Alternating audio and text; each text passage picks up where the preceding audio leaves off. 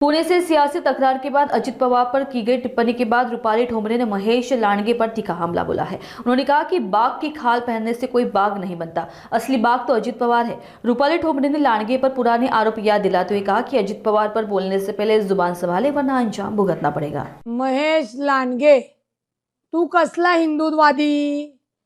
वाघाचं कातडं पांघरले म्हणजे वाघ होत नसतो, खरा वाघ आमचे अजित दादा आहेत। ते तुला तुझ्यासारख्या लबाड लांडग्याला कच्चा खाऊन टाकतील। चिंचवडच्या देवस्थानामध्ये मंदार महाराजांना गण लावून बोसरीच्या घराची एनओसी कोणी घेतली?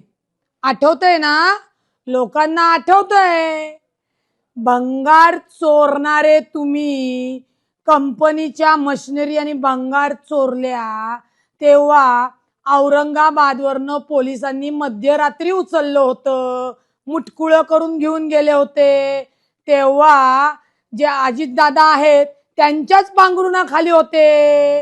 विसरले का तुम्ही? सातत्याने उचलली जीभ लावली टाळ्यासारख्या बोलताय।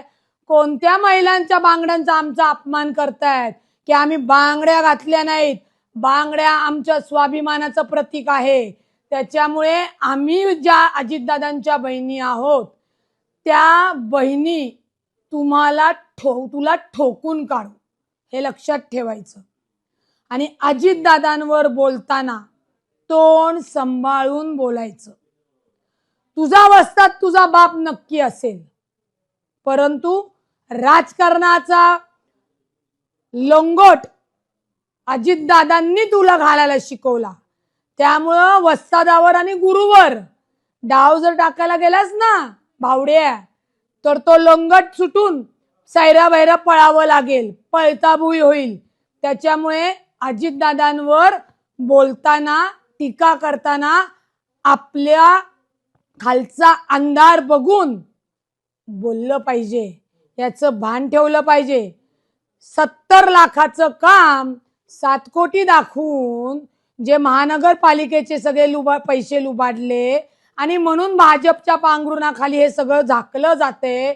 म्हणून आज गुरुवर डाव टाकण्याचा प्रयत्न सुद्धा करू नये, हे लक्षात ठेवायचं महेश लांडगे।